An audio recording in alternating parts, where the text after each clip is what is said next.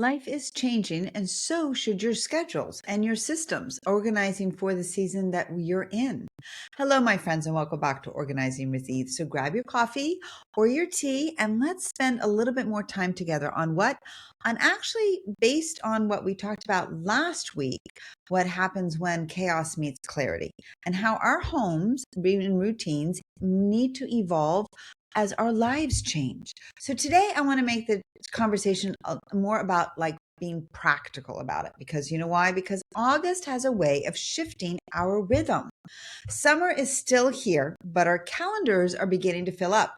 School emails are arriving, appointments need to be scheduled, work projects are picking up, and routines that were relaxed during June and July may need just a little bit more attention. Even without, even if we don't have children at home, we may still feel that change. Clients returning from vacations, meetings are increased, community activities are starting to restart, right? Business owners begin looking towards that final quarter of the year. Trust me, I'm there. I'm already looking into the fourth quarter, end of year for sure. Life starts asking us to shift gears. But before we talk about those school supplies, command centers, calendars, and those routines, I want to ask you something.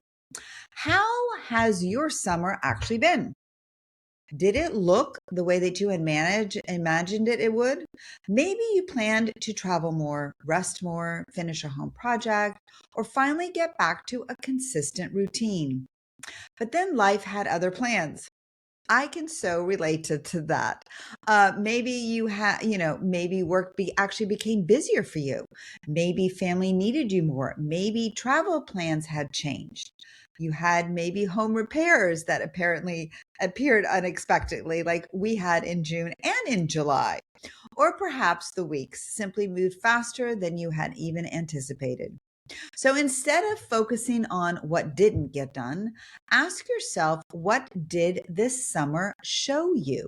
And maybe that it maybe showed you that slower mornings that actually supported you. Maybe you need more margin in your calendar. Maybe maybe preparing the night before makes your day easier. Or maybe you discovered that a system you once relied on no longer fits your life. And guess what, my friend? That is not failure. It's information. And it's information, why? Because it gives us clarity. And clarity is what we want. Today, we're going to be talking about how to prepare for the season ahead without overhauling your entire life or rushing away the final weeks of summer, because this message is simply ready. It's not about getting ready for school. We are going to create systems that support the life you're living next. So, you ready? Let's begin. Again, August is more than back to school. Whether you hear the word, I don't know about when you hear the word August, what do you hear? We immediately think it's back to school. The school supplies, the lists, the backpacks, the notebooks, et cetera. The list keeps growing. Even before first day of school arrives, families can feel that they've already started a part-time job just trying to prepare for it. That can feel a lot. And financially as well, it's a major season for families, because why? Because right now, back to 2026, back to school season, the National Retail Federation reported that the U.S. households with children in kindergarten through 12th grade will be expected to spend an average of $864 on clothing, shoes, supplies, and electronics per child. Total projected K through 12th spending can reach a record of 4.3 billion. So when you hear that number, like, wow, it makes the sense that August can feel what? A little bit more than just simply a calendar transition. There's planning involved, there's spending involved, and there are decisions that are dozens that need to be made. And that is all, ready? All before school even begins. That is before you have to order another package of pens, open up those drawers. Please, before you buy new folders, check your office cabinet. Because I can tell you in my own office here, my office cabinet has 3 drawers allocated just for those school supplies. So what do? We go back, we go there first, we see if we can just use that, see any of that before we actually go shopping. The same applies to those water bottles, all of those lunch boxes, the containers, making sure they have the lids. Because why? Because you might not need everything. You might already have it. And that also it's also thinking about ready. Not only are you thinking and doing, but you're also not only saving money, but it's actually, I know you're going to be like, what? It's actually, you're thinking about that clutter. Ooh, that word clutter, before the items come into your home. It's a new season. And what happens with a new season? It often brings new things. Yes, it does. That means we need to create space for them. So otherwise, those new school supplies get placed on top of the old supplies. The fresh paperwork gets added to the piles from last year. And then suddenly the preparation that was supposed to be a little bit easier creates what? Visual and mental clutter. A simple inventory can prevent that. Just choose one area, like I've chosen here in my office, those 3 drawers.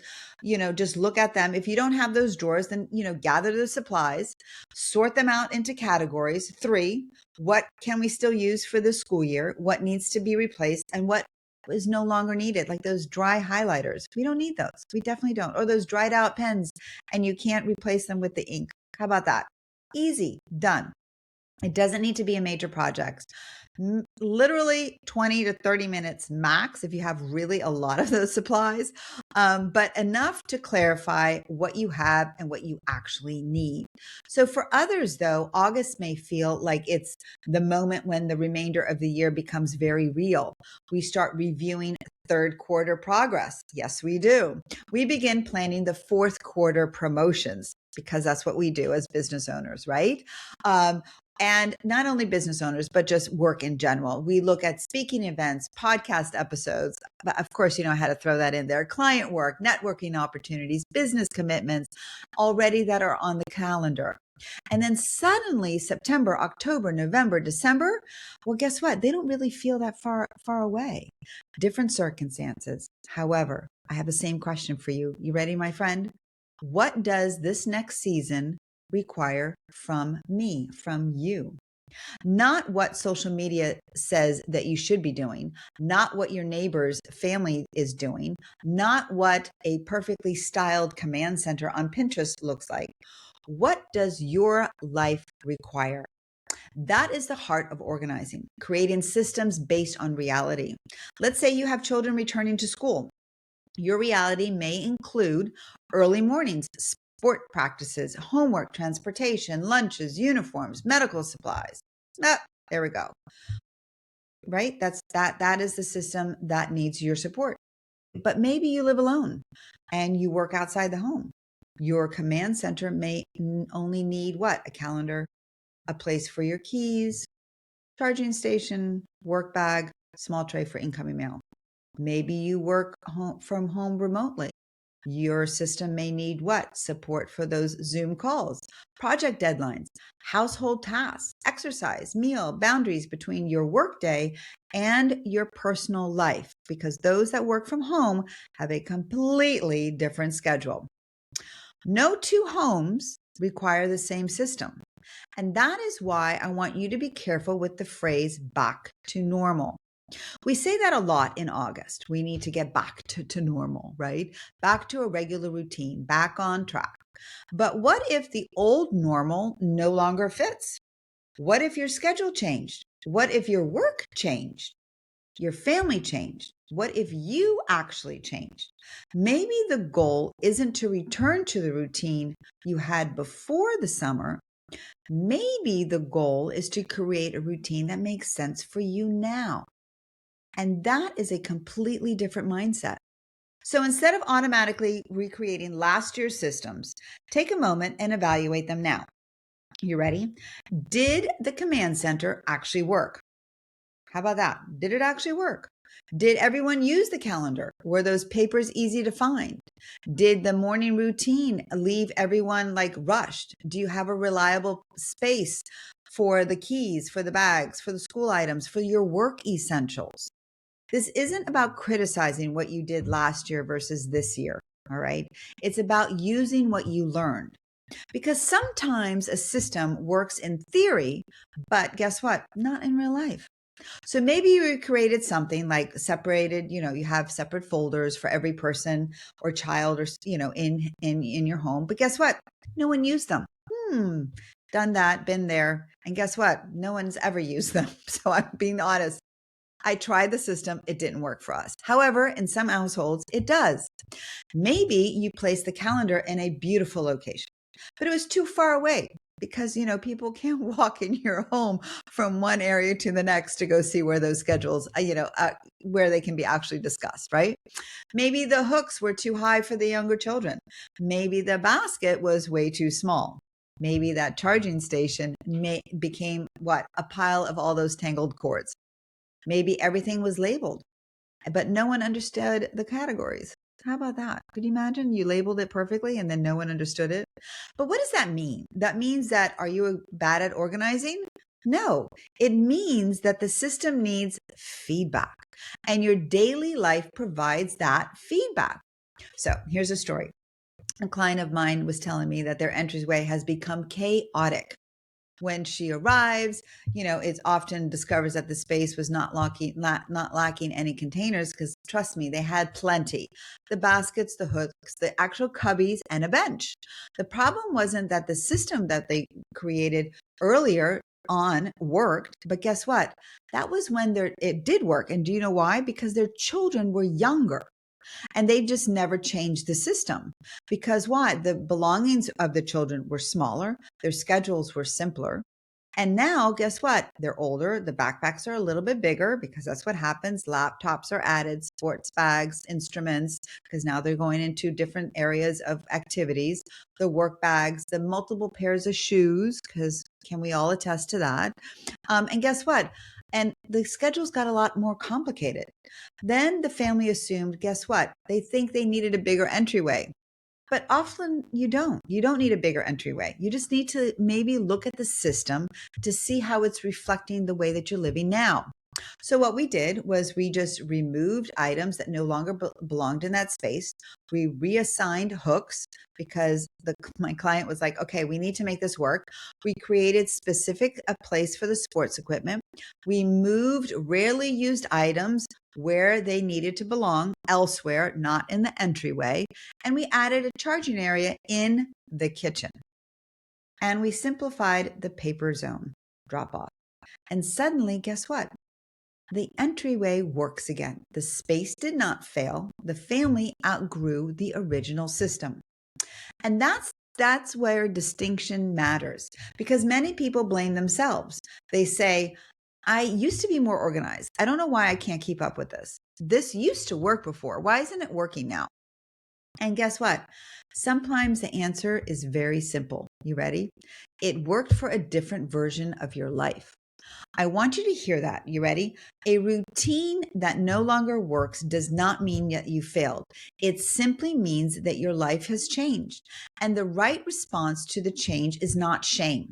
It's adjustment. And here's a quote. I want you to hear this out. You ready?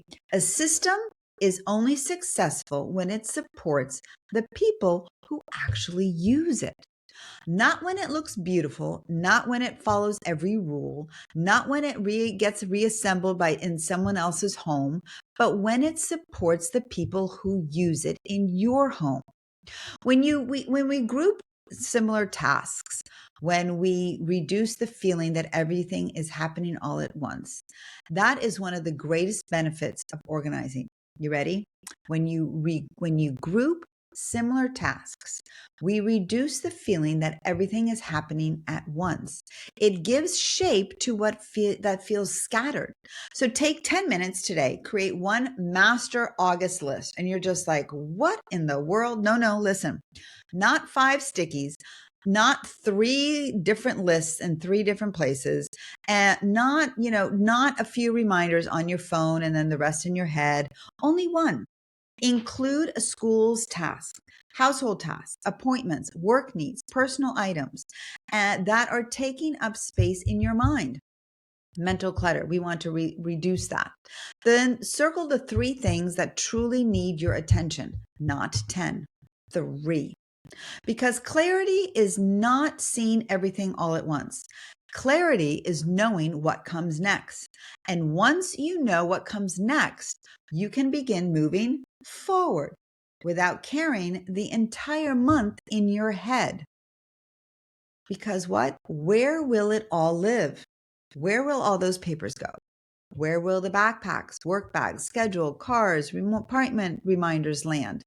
Is it the command center or is it the landing zone that you used to use during the summer? Is it still the right system for the season ahead? So here's this. You've created now this August list. You've written down the school supplies, appointments, work projects, household responsibilities, and all those little things that have been floating around in your head. Because guess what, my friend, it happens. There's a lot of floating that goes on in my head. So just share it with you. Don't feel bad about that. Now the next question is, where is all that information going to go? Where's it going to live? Because a list only helps when you can find it. A calendar only works when you actually look at it. Yes, I'm being real here, okay? A command center only supports you when it reflects the life that you're living now. The life that you're living now. Not the life that you were living last school year, not the life when you had, when you had your children then they were younger, not the life you saw beautifully organized on Pinterest and had that done, but your actual life, your current life, your current responsibilities, your current household. This is where you're organizing systems, many of them quietly stop working. So because why? Because we recreated something once and then we just assume, because that's what we do, that it should continue working forever. But our lives don't stay that way forever, does it? No, it doesn't. Because why? Because then why would our systems then work? That would be a good one. Maybe you recreated a command center several years ago when your children were in elementary school. Maybe now they're in high school. How about that? At the time, you needed to hold on to those permission slips. Maybe you needed to hold on to all this paperwork. But now that worked beautifully. But now your children are older and now they have their own phones. And guess what? It's called digital calendars. Maybe it's on the drive. Maybe their schedules have changed and they're changing constantly. You need to have a shared digital calendar because that's what we do in our house. We needed to do that to keep us all on the same page. If you understand that, then you know what I'm talking about. It was a little bit of a task and a challenge, I can tell you that. But guess what happens? When everything became digital, the important papers, guess what? They're not disappearing. It's not like I don't know where I can find things because now I can. When you receive an email, tell yourself, will you return to it later and then you'll forget? Or do you actually flag it, star it, and say, okay, I know that when I revisit my emails, I'll be able to go back to it. How about that? An appointment gets placed only on one person's calendar. Nope. Put it on that shared calendar. Make sure that everyone is on the same page and not asking, what time is my appointment? I know I have something, but when is it? And that is why a command center it's not simply a decorating project. Even though you might like to make that happen, making it a decorating project because it's kind of fun, but it's a communication system. And communication systems need to be simple enough that everyone understands them. So I want to ask you something. You ready? When someone in your home needs to know what's happening this week, where do they look? Do they ask you? Do they check the calendar? Do they search through the family group texts? Because we have a lot of them. Do they look on the refrigerator? Do they scroll through the emails? Do they rely on a memory of the last family gathering at the dinner table of going through the calendar? Because if the answer is no, they ask me, then maybe that command center is just not working. And maybe you need something else because you are definitely exhausted.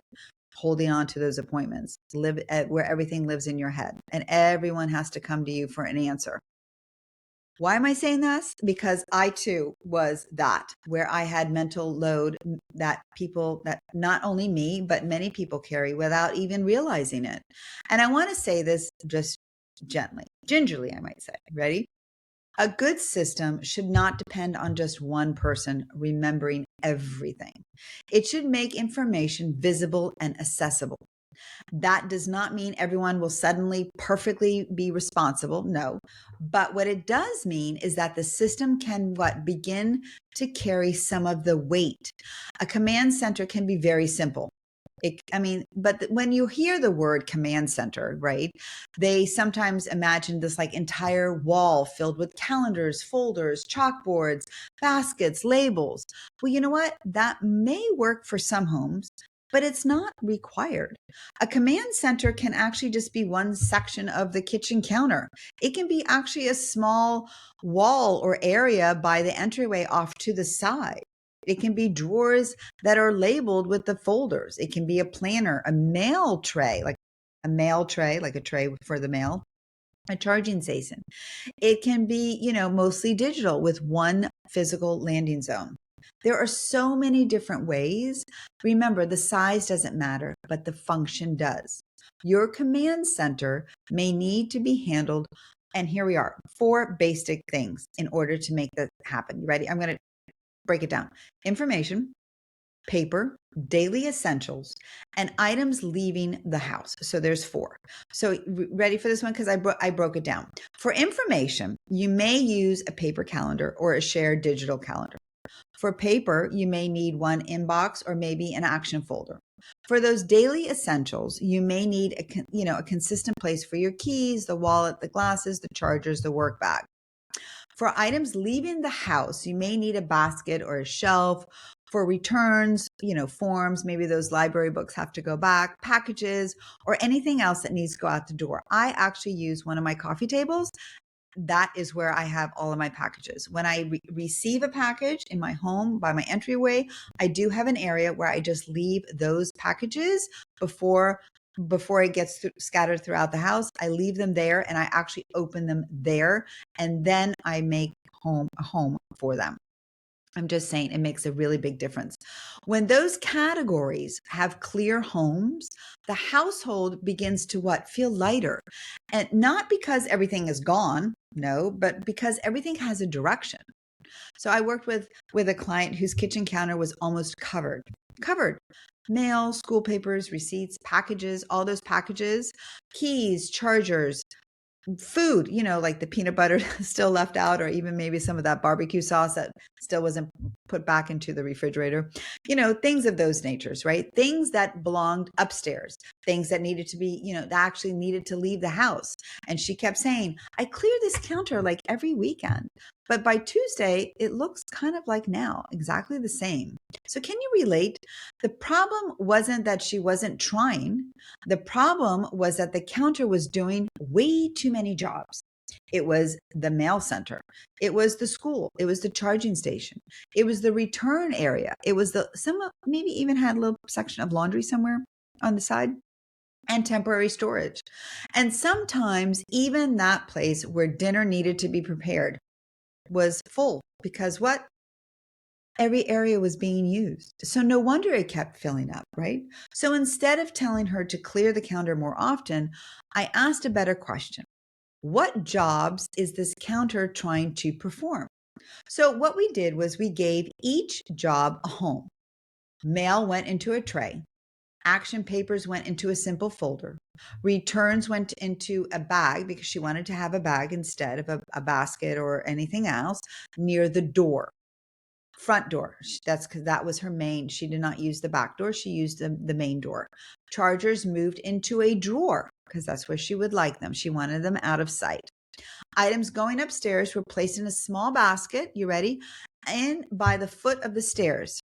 And so what happened was when she walked back upstairs, she would take the basket and walk the basket up and then empty them out each evening. The counter didn't need more discipline. It needed fewer responsibilities. And that is such an important lesson. Sometimes a space becomes cluttered because we're asking it way too much to do because we have the space. And so the same thing happens to us. What happens? We feel overwhelmed because we're trying to hold on to too many roles, too many reminders, and too many unfinished decisions all at once. Organizing helps us separate those responsibilities. So is your summer system still working for you? Now think about your home during the summer. Maybe your entryway became home to pool, bags, oh my goodness, beach towels, sunscreen, hats, coolers, you name it, right? And maybe your kitchen held more snacks, water bottles, oh, those water bottles, paper products, food for people coming and going at what? At different times. Maybe the calendar became a little bit less structured. Definitely had that. More bedtime and morning right routines were a little bit more relaxed. And guess what? That made sense for summer. But as August moves forward, you need to ask yourself, does this setup still support the next few weeks? Maybe it does. Maybe there's still traveling because you want to get that in. Maybe you still want to go to the beach. Here in the 305, we can go to the beach a little bit longer than in August, but you know what? You know what I'm talking about, right? You may still be enjoying the flexible schedule. You don't need to clear everything away just because stores have started displaying those fall decorations. But perhaps you need to begin making room for what is returning: the laptop bags, the work materials, the lunch containers, the backpacks. Your goal is not to erase summer overnight. It is to create a gradual transition. Perhaps one section of the entryway still holds the beach bag. Another section now is supporting the school and your work. Maybe those school and those summer supplies move from the front of the closet to the lower shelf of a labeled bin. Maybe those lunch containers can what? Now move forward in the kitchen. Maybe those chargers that have been gathered in one place before the schedule becomes a little bit bigger because now you need to have more access. Because remember, it's these small adjustments. You don't have to reorganize your home because everything else is going back to that back to school reset. Nope. You just need to adjust because it's on your own rhythm, and that's the rhythm that is changing. So there are 3 questions for your command center. I want you to look at your command center, your landing zone this week, and consider 3 practical questions. First, what is landing here every day? Ask yourself, is it the keys? Is it the mail, bags, shoes, school papers, work materials, packages? How about those water bottles? Second, what information does everyone need access to? Is it the appointments? Is it the schedules, the meal plans, deadlines, travel details? Third, what regularly gets lost, forgotten, or handled at the last minute? That answer will tell you what your system needs. Maybe no one knows where those keys are. Create one place for those keys, maybe forms so that they don't get disappeared. Maybe you want to create one action folder. How about those any appointments that are being missed? Create that one shared calendar and create a night before landing zone. Telling you your future morning will so be appreciated. You don't need to make it like a complicated solution. You need to make the right solution.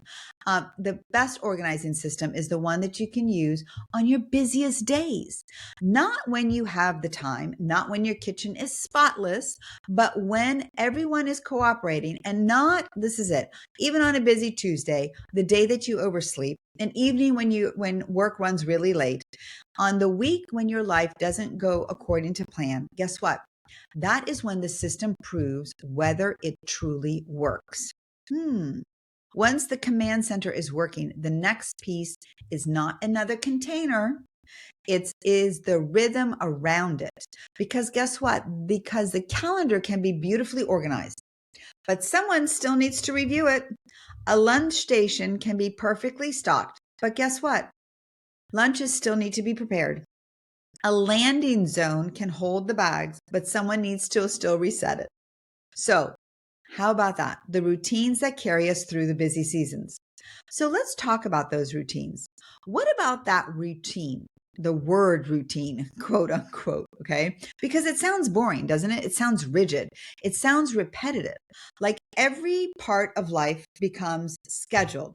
Does it? I understand that because most of us need freedom. We want spontaneity. We want to not feel like every minute of the day is controlled by a checklist. But here's what I've learned. The right routines do not remove, it doesn't remove freedom. Actually, you know what? It creates it. So when you know when the laundry gets done, Monday, Wednesday, Fridays in our household, we don't need to think about it every day because that's it. That's it. When meals get loosely planned, dinner does not have to have become this like fresh emergency every evening, figuring out what are we going to have for dinner.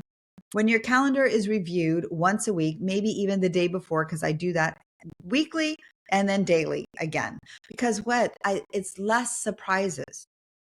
How about that? When your work bag is ready to be packed I'm telling you, when my bag for the next day is packed for my clients, my mornings feel so much easier.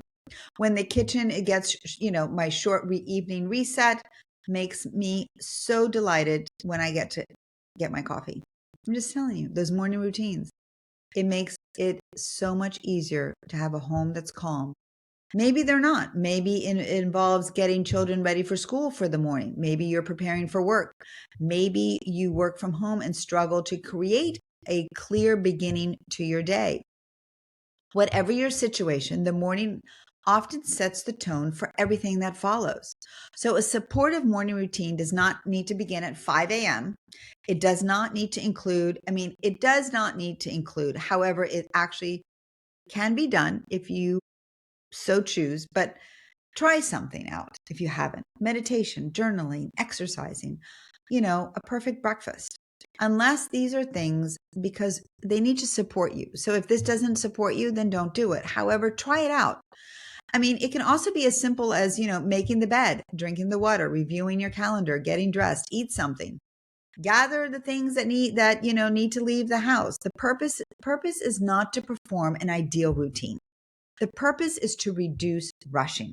So ask yourself, what causes the most friction in the morning? Is it deciding what to wear, figuring out for breakfast, checking your schedule? Start there.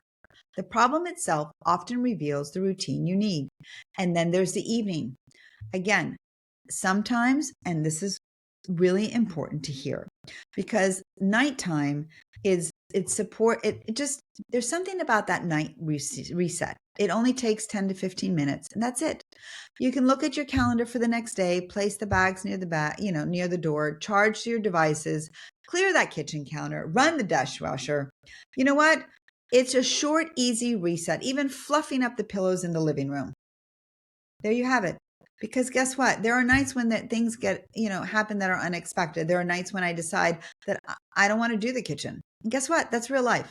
The goal isn't perfect, but it's consistency. It's having a reliable routine that you can return to. It's the one of the most important differences between a routine and a rule. A rule can make you feel that you failed when you missed it. A routine reminds you where to begin again. And a weekly reset? Well, let me tell you something. If you haven't started one, you might want to reconsider that. So I use my weekly resets as a Sunday. For some, it might be a Friday afternoon. Maybe it might be a Saturday morning.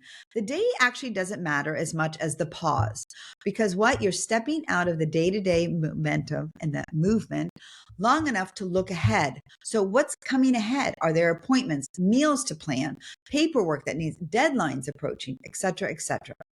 So this is where your command center and your routines, actually, they come together.